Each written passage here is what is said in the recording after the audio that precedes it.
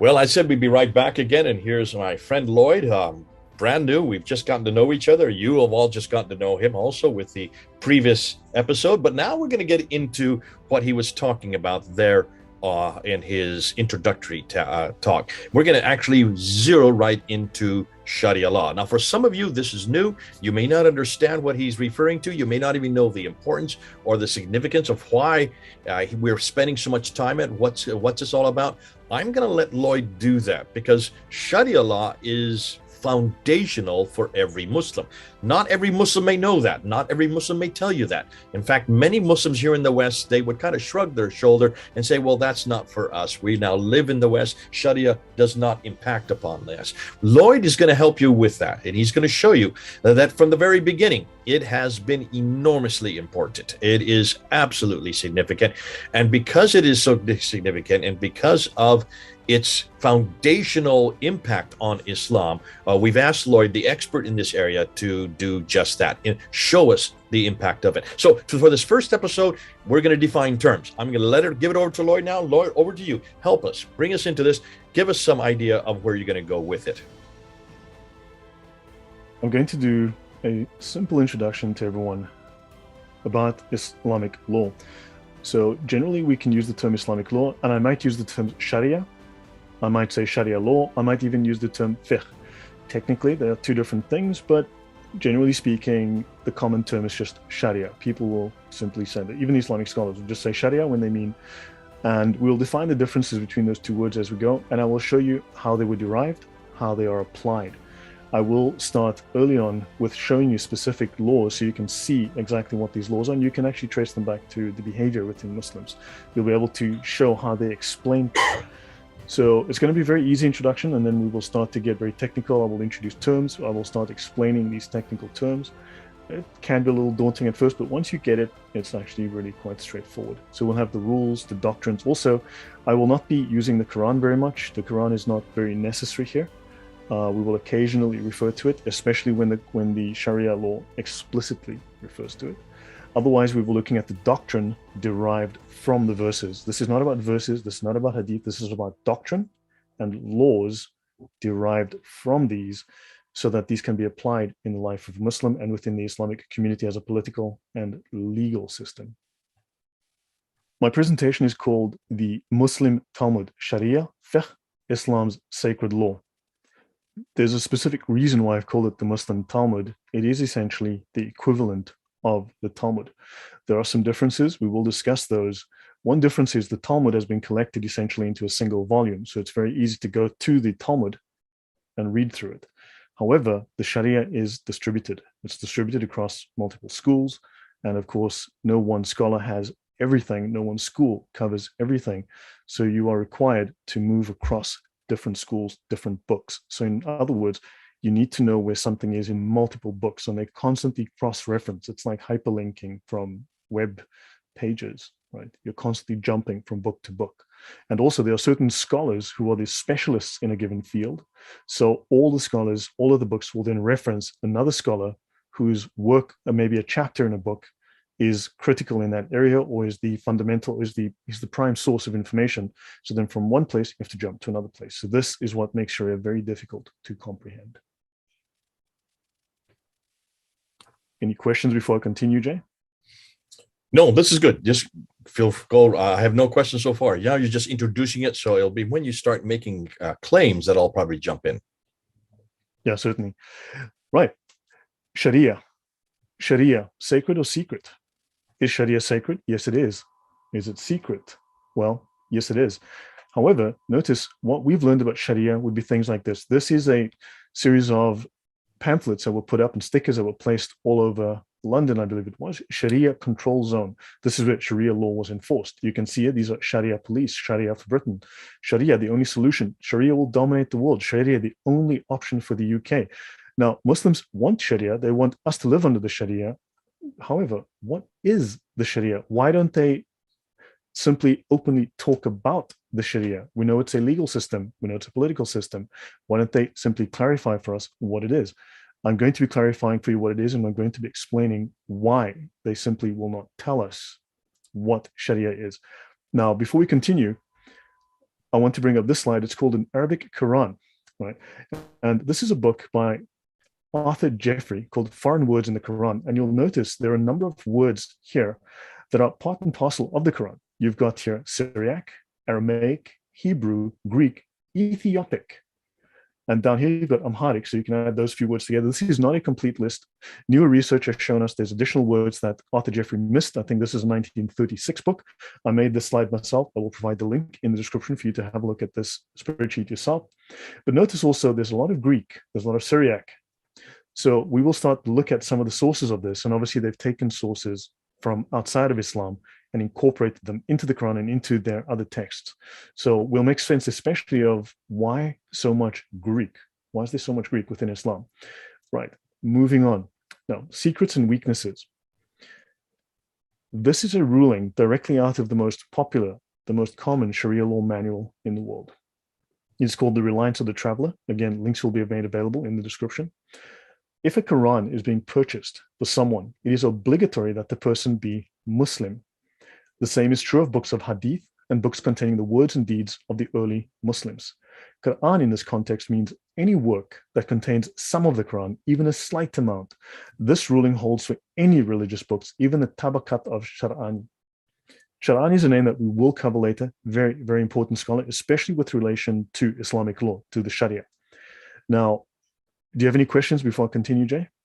No, I'm just go back to the previous slide there. I'd like to, for people, just to remind people, the one before this. There, take a look at that, folks. Some of you will probably be shocked. You can go to this one as well. Those banners there are from London. I know those people in those pictures. The guy that's speaking, I know. He is the lieutenant for Anjum Chowdhury. This is the Muhajirun party. These are my friends. These are the guys and gals I got to know.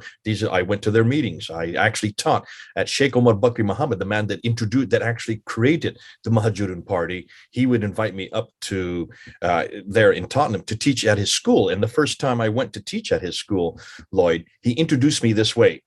He said Sheikh Omar Bakri Muhammad is from Syria, but he was by far the most radical and certainly the most charismatic of all the teachers there in Britain when I was there in this is back in the 1990s. This is before 9/11. I'm sorry, no, this was after 9/11. Sorry, this is just post 9/11. So we're talking about 2002, 2003, 2004. And he introduced me into his class saying, this is my favorite Christian, but this will be the first man I kill when Islam comes to Britain, when they introduce Sharia law. My first debate with him was in 1999, and in front of about 3,000 radical Muslims. We did basically what we did is Islam relevant for the 21st or the 20th century? This is the end of the 20th century. And he went right down through showing what Islam would look like in the 20th century. And everything he did, he pulled out of Sharia law. He took it, but he always sourced it in scripture. He took every category that he was talking about. So when he said, we're going to make sure all the women are covered up, and then he went right to chapter 33:59 of the Quran to support that. And anybody who is a thief, we're going to cut off their hands. And they went right to chapter 5, verse 38. So he supported everything he said in scripture. And this gave him a huge amount of authority, enormous amount of authority. And that's why he was so popular. These study control zones you see in that picture there those were mainly on the east side of London. That was in Tower Hamlets, which is mainly a Bangladeshi community. And these little placards that they said, if you look at it carefully, you can see no more drinking, no more any type of gambling, no more dancing, no more music, no more everything that people in London love to do. They were going to shut it down, and they were going to dictate for everybody. It wasn't just for the Muslims. This means everybody living in the Tower Hamlets area would have to follow by those dictates, which goes against British law. Interestingly, they even claimed that part of the city as an Islamic state. And they didn't say state, but they would claim that these laws are instituted because the majority of people, it didn't have to be unanimous, just even the majority of people, they were Muslim. Therefore, they could dictate it using as they said, using the structure of British law in order to do that. Now, go to the next slide that you just showed, looking at the Quran. Yeah, folks, take a look at what he has at the top. And thanks for doing this, Lloyd. This is brilliant because I've not seen anybody who actually took Arthur Jeffrey's material and put it into a visual slide. That visually you can see the importance of Syriac and Aramaic. Are you all following that? The importance of Hebrew, Greek, and Ethiopic. These are all Jewish and Christian languages. That's why this is so important. Look at how many words that have been borrowed: 382, 300, 257, 205, 196. Are you now understanding why we're finding so much of the Quran has been borrowed from those sources? And you look at just the number of words, and yet all the way through the Quran, Lloyd, it does say, doesn't it, that this is an Arabic Quran in the Arabic language for the Arabic people. Over and over, it keeps on reminding the reader. Why would it remind the reader that if there was something in contradistinction that it is confronting? Well, it's confronting all these other languages. It turns out it is not just an Arabic Quran. In fact, many of the major words in the Quran are borrowed from those very languages because they need those words to underline and give foundation to the ideas that they of course foment. Fascinating. Thanks so much for that. But I just wanted to bring people back to show the importance of why you're going to Sharia law and the importance of why much of this is borrowed from other sources. Right. Okay, I'm going to bring up, you mentioned that this sheikh discussed amputation. You said that this sheikh discussed amputation, right? And he went to a single verse of the Quran, I believe. Now, let's have a look. This, since you brought this up, this is the Hidayah. This is the jewel in the crown of the Hanafi school of fiqh. This is 4 volumes. It is roughly 2,652 pages. For many, many imams, when they go to seminary and they qualify as a judge or as someone who's trained in Islamic law, in the Sharia, this will be the final manual that they will study because it is so detailed, it is so dense. Now let's have a look here. This one is called Book 7 of Saraka or Larceny.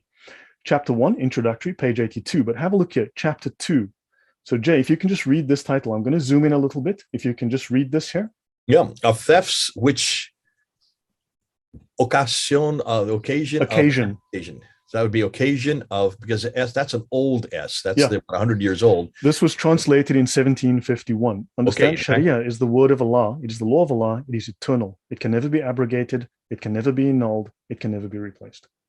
Yeah. So we have to realize that the F was the S letter back then. Now we've changed it to the S letter. So of thefts which occasion amputation, and of the manner of cutting off the limb of a thief and the execution. Now, notice this starts in page 87 and goes down to roughly a page 126. You're looking at 44 pages of information which explains how to cut off the limb of a thief, when, under what conditions, how. Now, you mentioned a single Quran verse, and here there are 44 pages he could have shown live on the screen. The problem is Sharia is a secret. He cannot explain this. He's not allowed to reveal this. Look at the importance. If the laws exist, why didn't he go to the law? Sorry, Jay? I mean, you're making a huge point here, and this is, I hope that people are understanding it. And what Lloyd, thank you for doing this. It's not just the Quran, which gives us just one verse. People say, okay, that's just one verse. What Lloyd, you're making a huge point, and that is, if you want to see the application of what the Quran is, you want to see where they exegete it, you need to go to the law itself. And 44 pages just on why and how, even the method that they're going to cut off the hands, all of it is unpacked there. That shows that this is enormously important. Yes. So one verse, you see, now an issue is that you go to one hadith, which has 20 words, and you go, well, there you go, that's it. I guess we're going to have to do our own exegesis. Well, please understand, the exegesis was done 1,000 years ago. They've written literally hundreds of pages. Now, this is the law derived from a single Quran verse in one school. There are 4 major schools that are recognized. Each school will have its own laws. So they will total hundreds of pages. So why did he not simply open up the Sharia manual and say, okay, here are the laws. Here's all 40 pages. Let's look at the relevant laws. And there's a very good reason why they do not do that. And at some point, we can actually go through this, read through this, and you can see how all of that is applied from the minds of the finest scholars of Islam who Lloyd, this is exactly what you're all about. And this is why you wanted to come on board. This is why everybody says, bring Lloyd on board. Because what he's going to show you is not just the fact that there may be one verse in the Quran that refers to, in this case, cutting off of hands. There's an enormous amount of background material that is just as foundational and just as important as to how you're to cut off the hand, where you're to cut off the hand, what is the purpose, what is the jurisdiction, and this background material Muslims don't want to talk about because they would rather just say, oh, just one verse in the Quran, therefore it's not significant. Hugely significant if you're going to spend 44 pages in just one manual that represents just one school of four. And you can understand then why this is enormously important for those Muslims around the world who are watching and seeing people's hands cut off. Let me just show you this picture right here of the stadium where they are actually amputating hands. They amputate hands. They're still doing this today. It is quite normal in many Muslim countries to amputate hands. Muslims here in the West don't want you to know this. Muslims here in the West don't want us to talk about it. Muslims here in the West don't want you to see. In fact, they would say this is something for 1400 years ago. It's nothing to do with today. It has nothing to do with us as a Muslim. But yet what you're saying, Lloyd, is every Muslim, if they want to know what the Quran is saying, this one verse in chapter 5, verse 38 is saying, you better go back and see what the Hidayah actually amplifies it and understands it. Listen, we do that in Christian, I'm a Christian, and we do that in Christianity. If you want to see what Jesus said, you go to Paul's commentaries and you see how took the gospel and unpacked it for Ephesus, or unpacked it for Philippi, or unpacked it for Colossus, or did the same thing for Corinth. That's how we live, by following Paul's letters. In the same way, Muslims, in order for them to understand one verse, cutting off of hands, how that's to be impacted in real day life and how they're to apply, you need to go to the Hidayah, or these other manuals that are for each one of the 4 schools of fiqh. Great that you're doing this. This is so important. As we bring this to a conclusion, what are you going to do next? Where are you going to go next with your next episode? The next episode, I introduce the sources. I will briefly discuss why Sharia is secret, that Muslims are not allowed to share this information with you. And then we're going to talk about Islam as not as a religion, but as a deen. We're going to learn that Islam is a deen. A deen is a political system, and a deen is a political system that has much in common with political systems like Nazism, communism, and fascism. Okay. Most Muslims listening, deen would be the practices. You're going to unpack that and show that this is foundational to everything that they must do, the practices that they must participate in.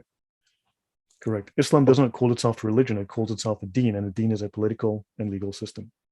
Okay, that's still next time, folks. Come on back. We're going to have an awful lot to do with Sharia law. This is Jay and Lloyd from the United States and Poland. Over and out.